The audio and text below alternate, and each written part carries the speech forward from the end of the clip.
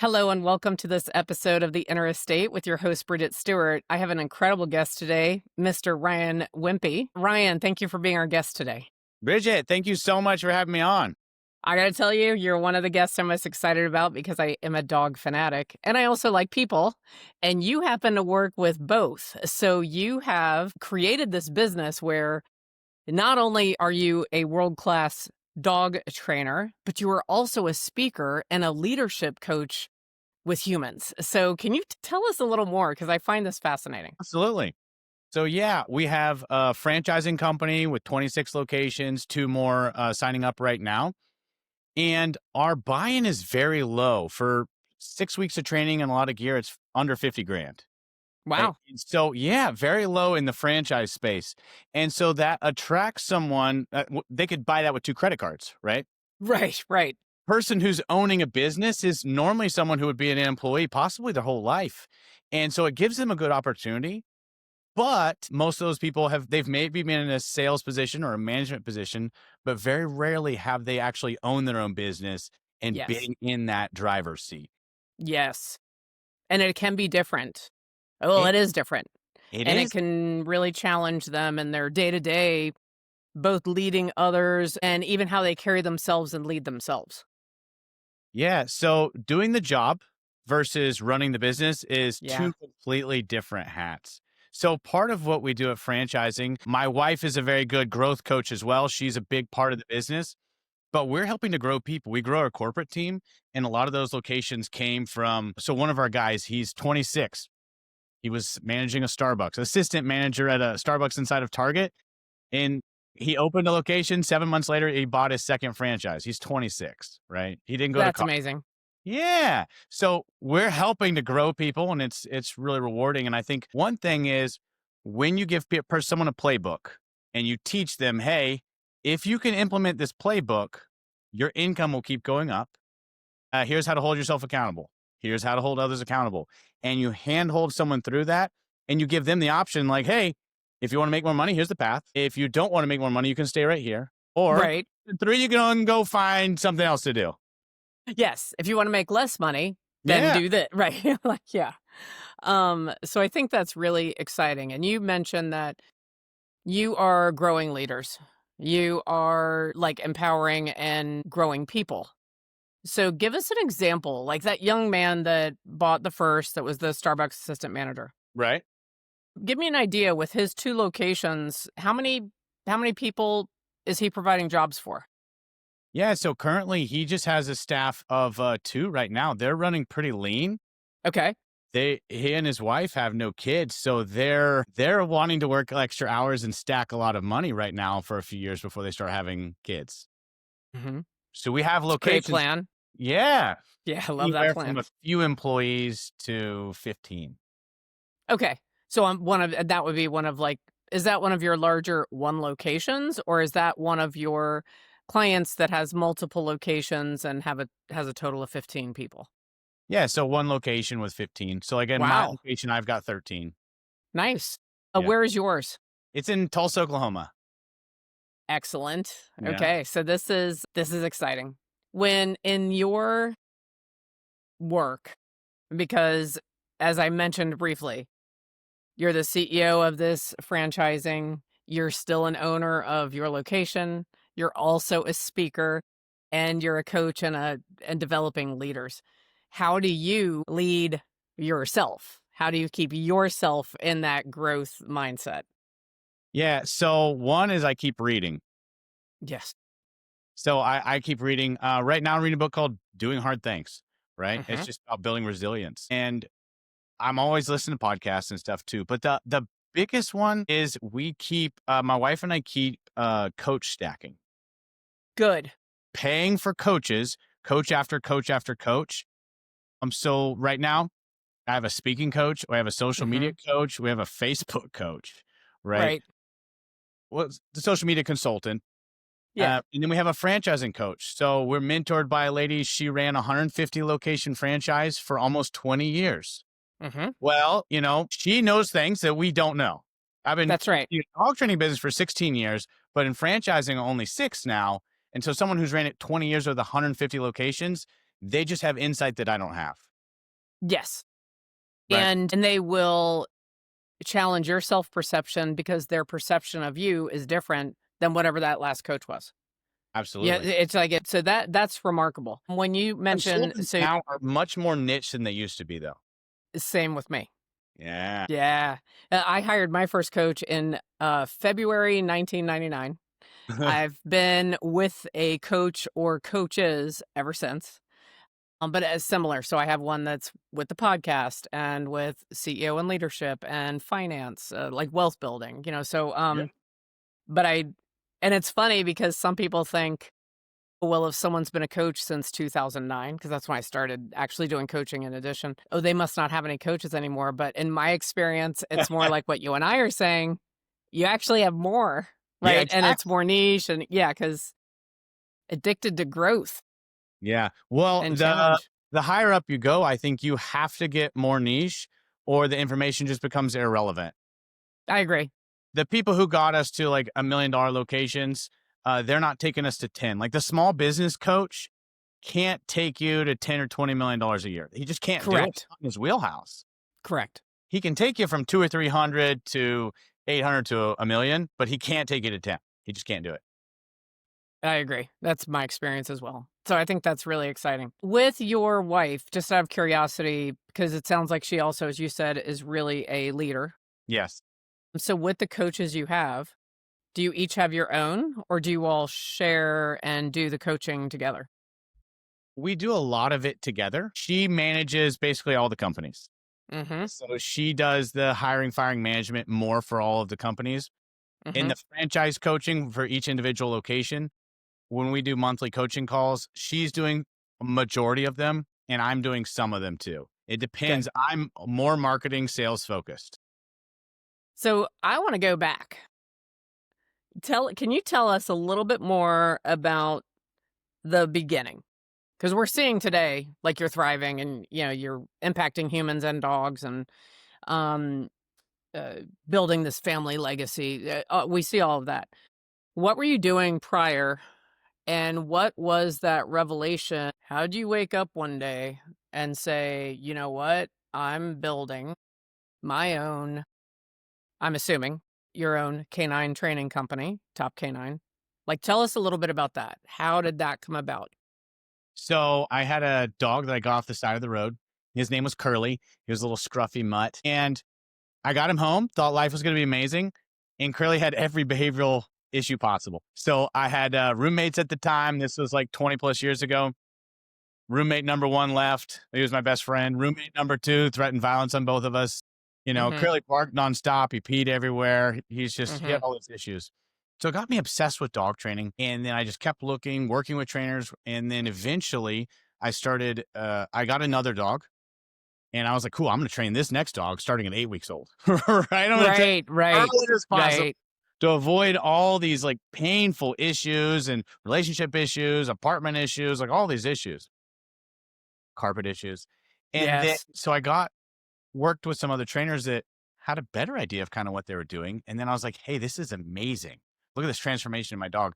Hey, can I work for you guys? And they're like, no, it takes too long to train people. And I'm like, can I work for free? And they're like, no. And I'm like, please, can I please work for free? And they're like, I guess. And I'm like, oh my God. So I'm like begging to work for free. And I was like, Right. oh, get valuable. I'm not dumb. So Right, right. eventually they said, yeah, I guess you can work for free. So I worked for free, learned, and became valuable. So then obviously I'm on the payroll.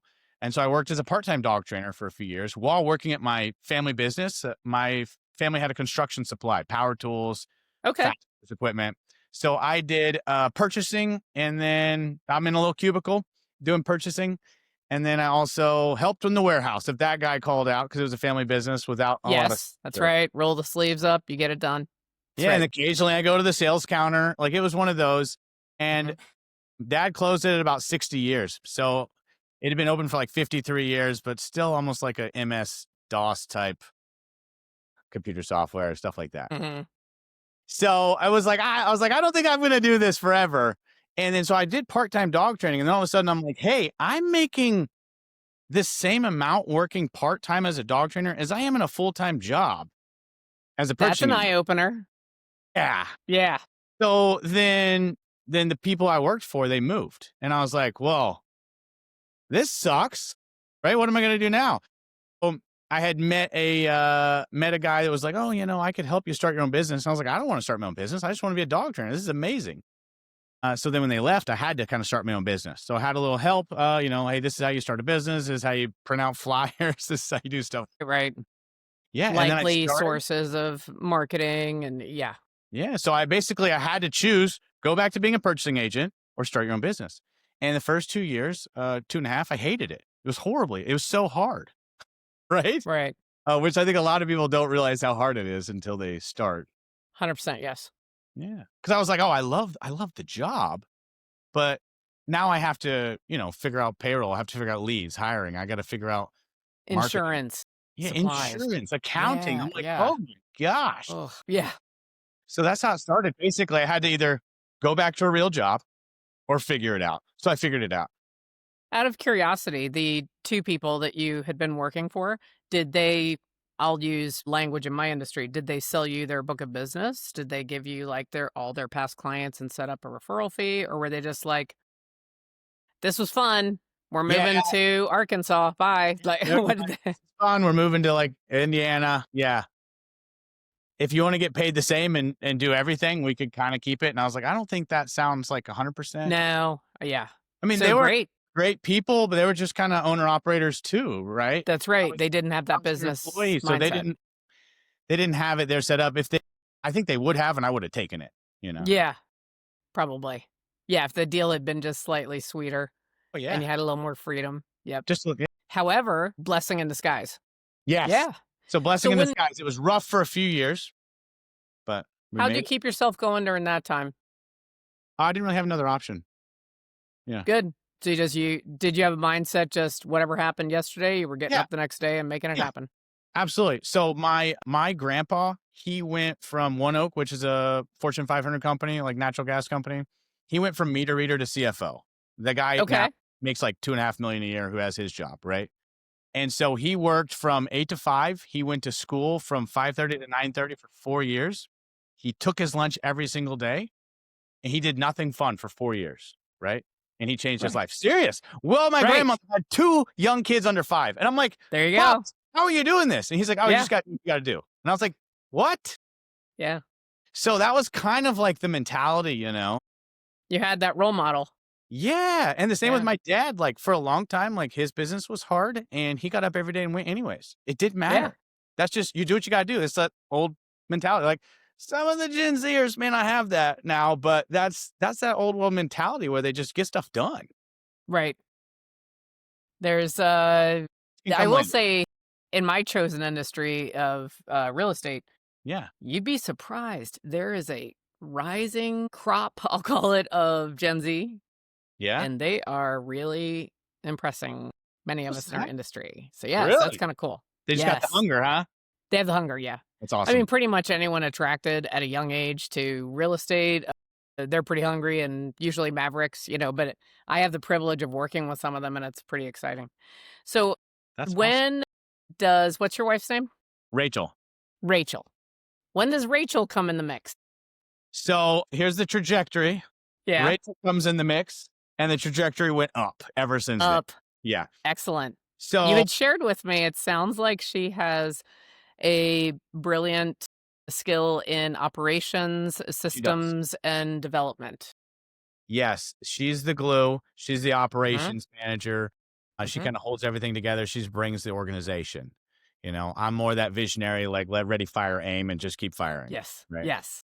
So Rachel comes on board. She starts training. She was actually helping one of my friends scale his business. And I was like, hey, we're stuck at like 20 grand a month and I got like 13 dogs at our house, right? Right. We got a 1,400 square foot house and I'm running 9 to 13 dogs in this 1,400 square foot house. We got employees showing up at 7 a.m. at my house in the middle of the city. The neighbors don't know how many dogs we have. And I'm like, instead of helping Whitney scale his business, can you stop working with Whitney and work for me? And she's like, I can work with you. I'm not working for you, but I can work with you. So that was it's an adjustment. So she came on and we went from 3 employees up to 8 and moving into a facility. We started organizing a call center, organizing scripts, having an actual back office instead of everything on paper sloppily, Hmm. moved into software. And then it's just, I think most people when they first start, they're hiring people they know, right? Yes. Or they're related to. Yeah. So I'm Yeah. hiring people I know, and she actually brought in Nice. real hiring, real management. And then the skill level just goes up. And then the income level just goes up. Right. Yeah. And usually the overall client experience improves. Not saying it wasn't good before, because there is something about that personal touch of a small operation. So don't take this as criticizing the small operation.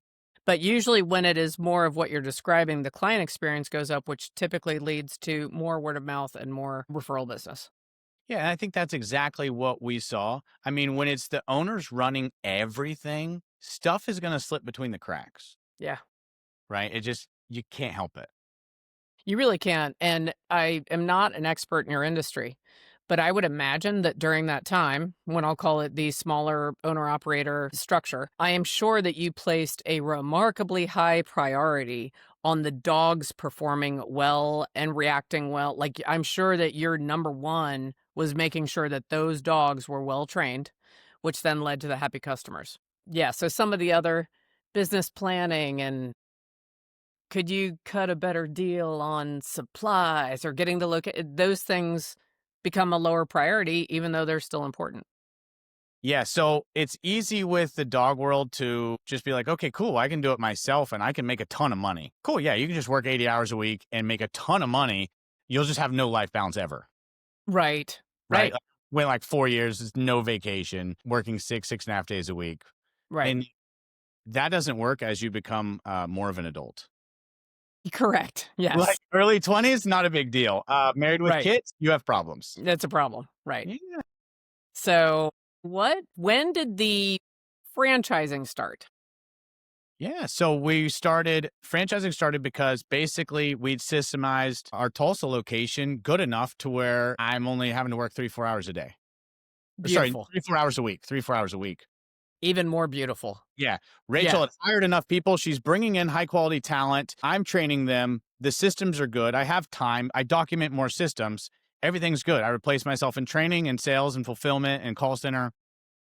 Everything's running. So then we're like, Golf course well, applause. Yeah. yeah, yeah, yeah. Some people are like, good for you, whatever. Right. So then I'm like, well, okay, well, we got to go next step. We're not just going to sit around.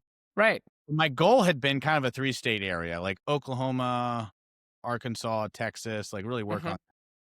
And so we started licensing, and we didn't actually set up to franchise. We started licensing the concept. We licensed it to 6 different people, people that were trainers or people that we knew. Half of them were clients. Okay. And we said that had a good experience with us, right?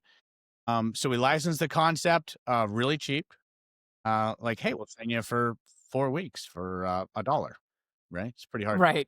Yeah. And you'll get all the back office support that you got as a client. And they're like, all right, that sounds awesome.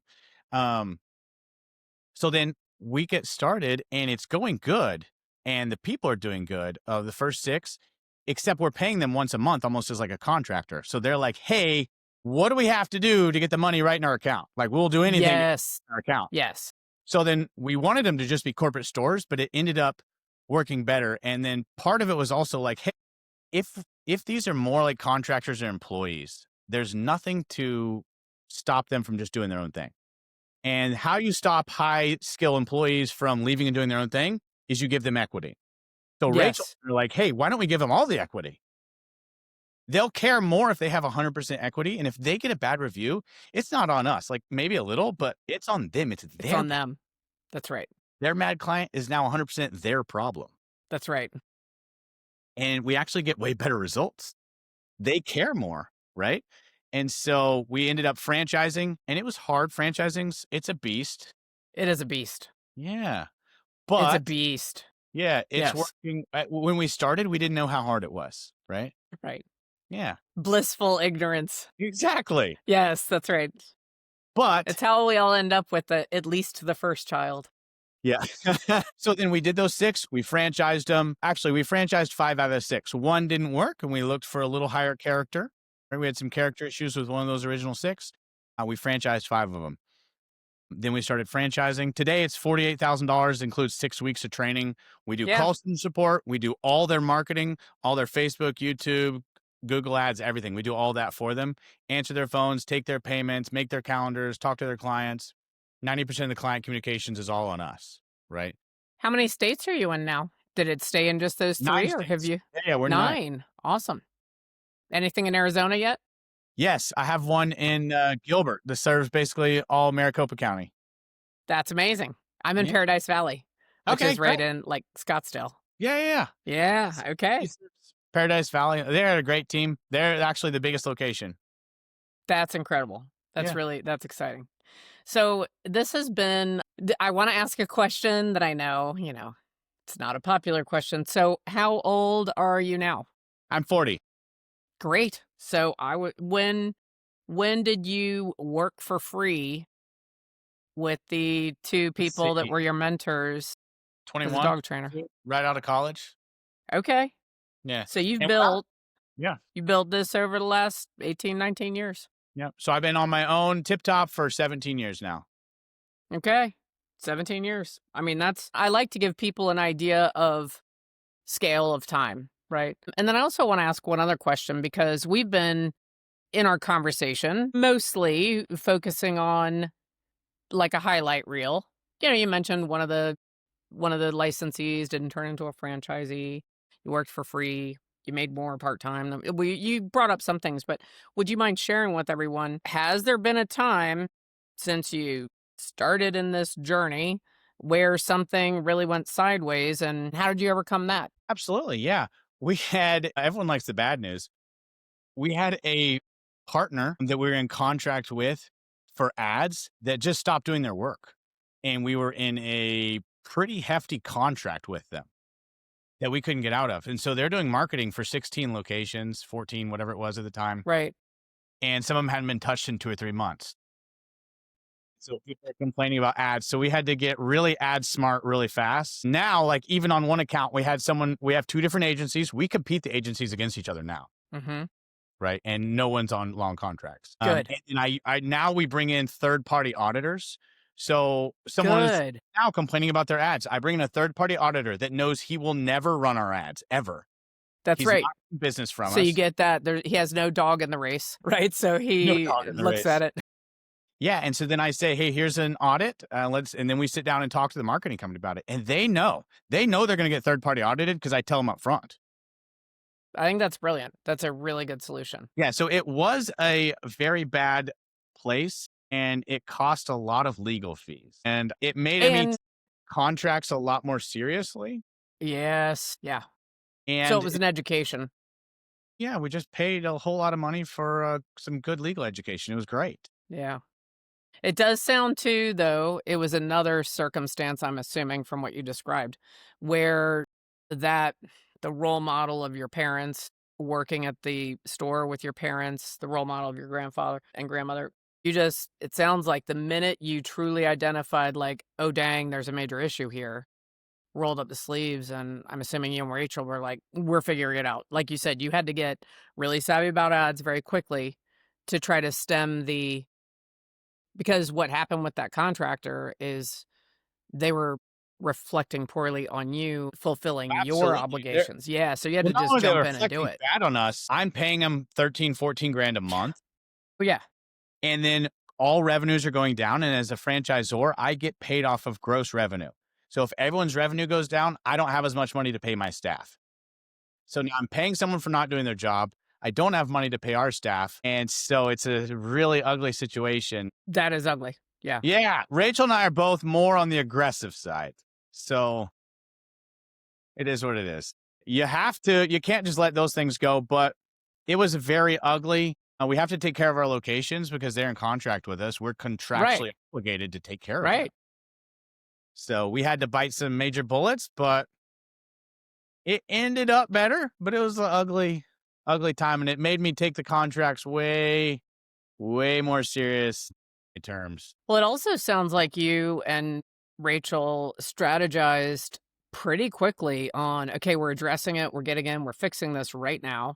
I'm sure that you both strategized and figured out, okay, how do we make the clients as whole as we're able, and how do we make sure that we're communicating with them so they understand this was not our intention for their experience. Like, I'm sure you got into, like, client care of the franchisees, you got into action with the ads, and you look at the contracts differently.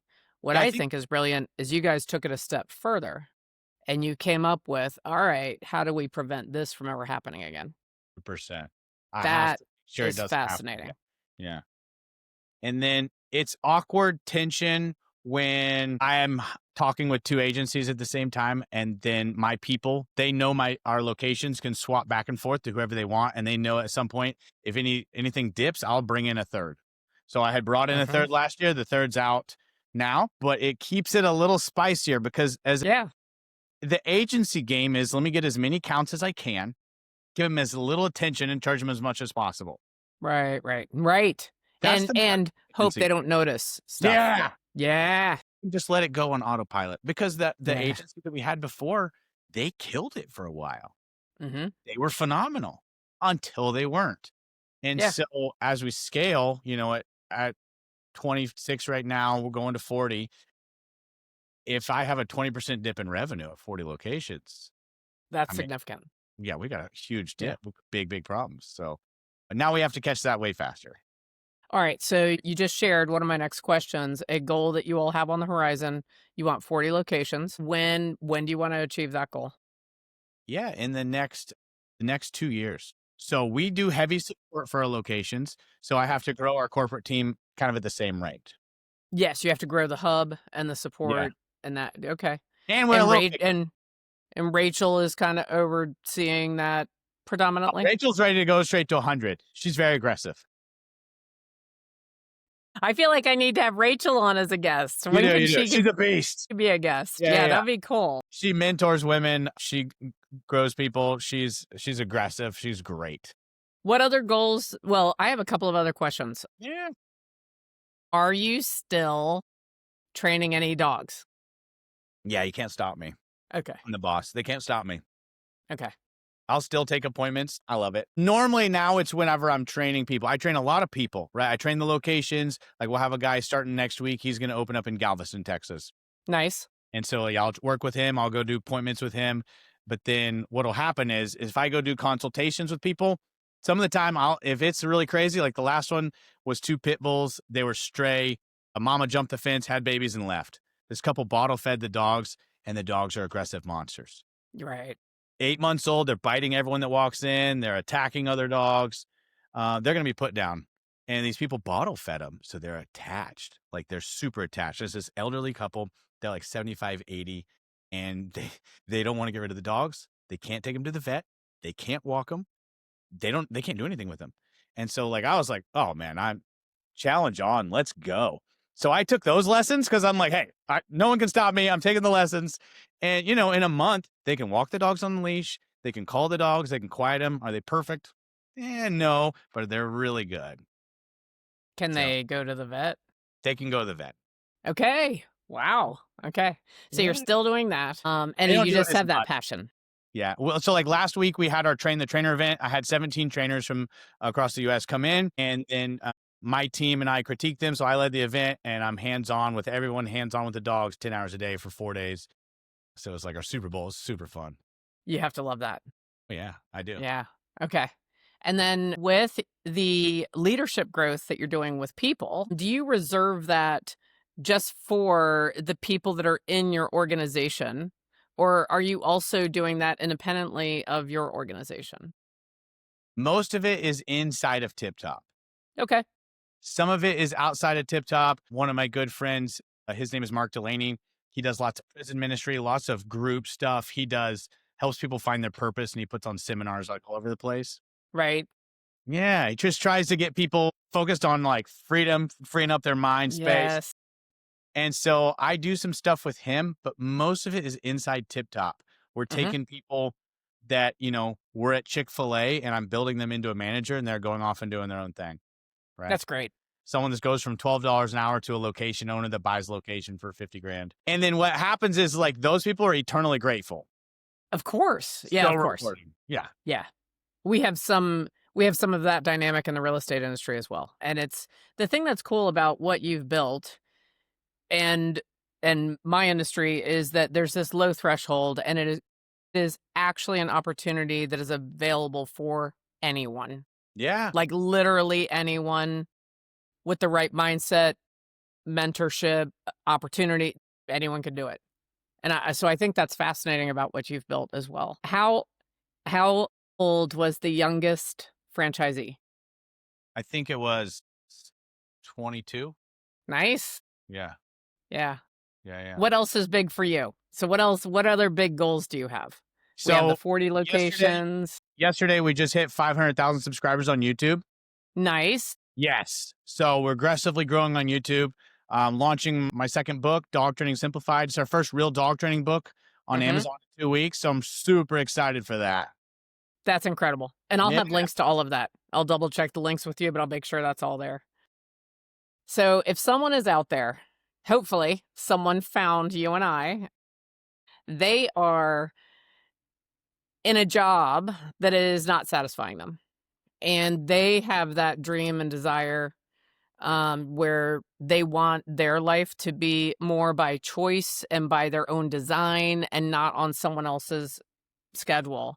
But they feel stuck or feel like they don't have options. Or, as you mentioned, they feel as if, well, any business I could own is out of reach. What would you recommend as a first step for someone who feels as if they're stuck? Yeah, if someone loves dogs, they can go to tiptopk9.com, click on the franchising button and fill out that form. And we do discovery days. So like I have 2 guys coming out in, I think it's 2 or 3 weeks. And one's like a manager of a restaurant. The other's a manager of a Love's gas station. Oh, nice. I love Loves. Yeah. Yeah. I Yeah. have Me an RV. I always take my RV. I've got the little Loves membership too. in the card. And so they're coming out and they already have good jobs, right? Yes. But they're Yeah. like, yeah, I don't know if I'm doing this forever. And I love dogs because like our people, they don't want to do anything else. They're like, Right. yeah. So they come out for a discovery day. They shadow an appointment or two and they hands-on train dogs with it for 6 to 8 hours.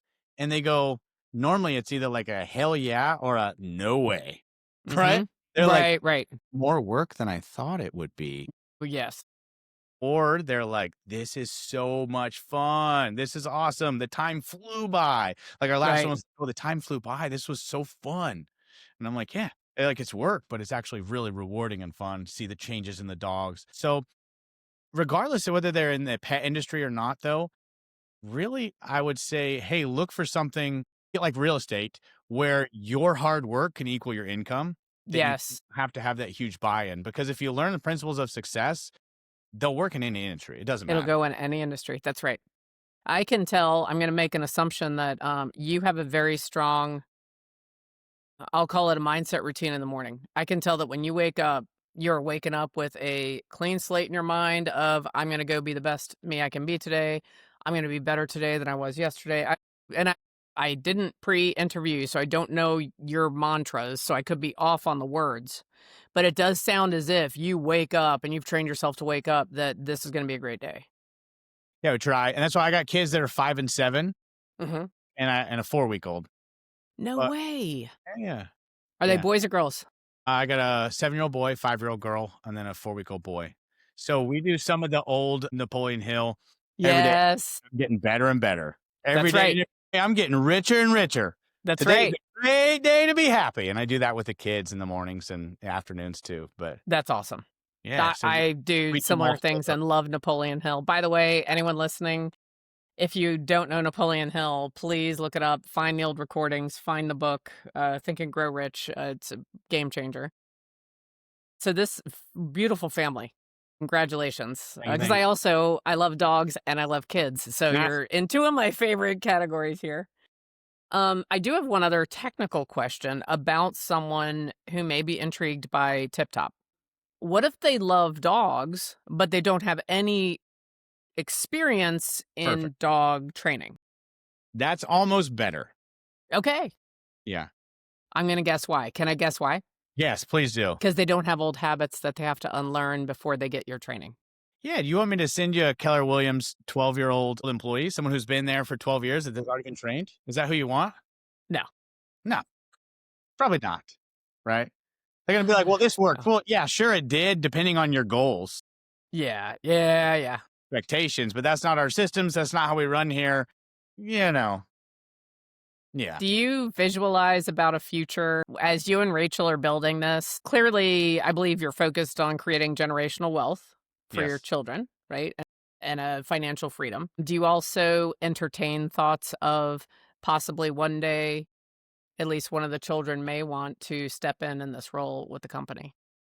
Sure. They both like it right now.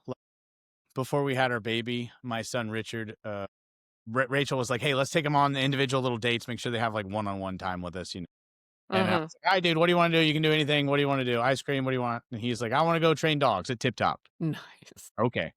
So he's 7, right? So Right. he's got a yellow shirt too. So he puts Hmm. on his yellow shirt, he puts on his little toddler Tip Top hat that we had made, and we go train dogs. But that's like what he doesn't want to go to the movies. He doesn't want to, ice cream. Hmm. He wanted ice cream right after Tip Top, but that was his big thing he wanted to do. And then my I think daughter, that's great. And yeah, I know they could all pursue different things or have different passions, but it is another element of what you're doing that I think adds to the satisfaction as you're doing it. Being detached from the outcome of knowing they may choose another path, but knowing that's going to be a potential option for them is pretty exciting. yeah. I think one thing I've seen in other men who've owned big businesses or families, some of them hand it off and that never works. And some of them, they really make them earn it, start at the very bottom. And I think that's ideal. In the franchising space, the best I've seen is our mentor. She's like, "Hey, her son wanted to be in the franchise." She goes, "Cool. I'll make introductions. You work for someone else for 4 or 5 years in the franchise space. Then I'll hire you." That was smart. Yeah, and it lasted like 6 months and then he said, "It's not for me." And that's why it was smart because now she avoided some potentially really difficult conversations or dynamics. Yeah, brilliant. Yeah, so I think the kids can do whatever they wanna do. Like, Yep. I mean, they're 5 and 7, like, who knows what Yeah, they're gonna they're do. young. I know. That's why I knew when I asked it was a little far off, but I just was wondering if you ever had that little it could potentially lead to something like that one day. I just think that I find that satisfying. And some of the work that I do outside of coaching, things I'm working on, I know that my 22-year-old may have an interest, Yeah. in pursuing that. Right now, our focus, if you've seen the people who leave home and then they never talk to their parents ever again, we I wanna make have sure we transition. Yeah, we transition from, hey, they have morals and they grow up and then they actually still like their family. yes. I also that's a similar goal or perspective that I have. Yeah. Well, Ryan, I just feel like this is clearly a very intriguing business. The thing that's exciting to me is that after 17 years of having Tip Top, 19 years, like when you go back to the origin story, that your energy and enthusiasm is still so clearly evident. You're very passionate about what you're doing. And I think that's inspiring. So, if somebody wanted to reach out to you, what's your preferred method of somebody reaching out to you? I will have all your contact information in the description, but what's your preferred method? LinkedIn is Okay. best. Only social media that I'm on really is LinkedIn. Okay. So Good. And we'll have your LinkedIn profile there. if they're interested in franchising, if you fill out the form, one of our franchise directors, who's actually a location owner, we have a location owner actually call people. We pay him so he does not BS and he won't let anyone that's really crazy in either because it's his network. Yeah. So you've got your filter in place. Great So filter. that's Oh, really yeah. good. Is there anything else that you feel compelled that you would like to share with anyone who's listening to us right now? Yeah, just if someone wants to start their own thing, don't give up, but don't listen to all the BS. Know it's going to be super hard and that you can do it and you're going to have to grow your mind around it. And the franchising concept as a whole is good for anyone, dog training or any other franchise, because what somebody's already spent, if they're a franchise that's been around for a while, let me rephrase that, 10 plus years, they already have a model that works. So what took Yes, me 10 years to get to, we have locations doing that number in 2 years. it's great. That's because the systems and everything are in place. So franchising is one way that people can run a business. And a lot of them are easy to flip and sell to if get out of. So I would just encourage people to look at the franchising model a little deeper as a possibility because as everything gets more and more competitive, in the market when people are fighting online for Google and Facebook ads. That's right. Franchise network and that brand gives something that you just can't get on your own without I a would lot of. agree, especially if you wanna scale a large business. If you, like, if you want it to be, I call it hobbyist. I know that's not a great word. I need to think of a better word. If you just want a small business and you're a hobbyist and it's all, relation that you don't need a franchise. But if you truly want to build that a large scale business, I would agree with you. I think franchises are really of course, nothing in business is a guarantee. Sure. Nothing, right? However, you're going to have that acceleration by following the models. That's one of Gary Keller's favorite quotes is success leaves clues. And so and that he says that in relation to a model. Clearly, Tip Top Yeah. Canine Yeah. has left success. The clue, there's clues in the success, and it's baked into the franchise agreement. So you're right. For a launching company right now, speed is so critical. You may have, It I'll is. say, 100 grand set aside, and you think, oh, that'll be enough. If you don't accelerate and you don't get beyond certain benchmarks, and even if we're talking about something other than real estate or your company, I agree. I think you got to look at that franchise model. Yeah, and as a franchisor, I have to report who closes or loses, right? I have to report all the gross revenue for every single location. I'm not like That's I right. can't hide it. So it That's holds right. an extra layer of accountability. So it's worth looking into. Well, this has been fantastic. I would love for you to be a guest again on the show. I'd like to read your second book and have you back again if Ready? you would like Yeah, to next time you gotta return. have Rachel on too. Rachel will I have to would be on. love to have Rachel on. She's great. Yes. She sounds like a dynamo. She's pure dynamite. Yeah. It's exciting. I wish I heard her bark one time, but I don't see her now. She knows when I'm working. So talk about dog training.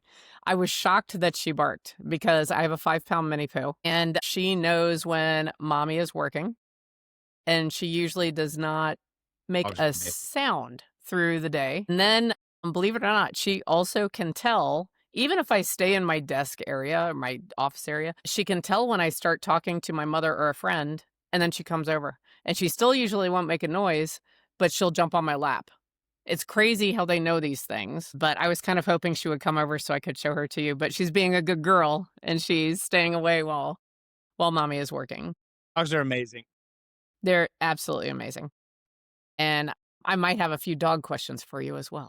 So thank you so much again. And as I said, I hope you'll be a guest again on the Interstate.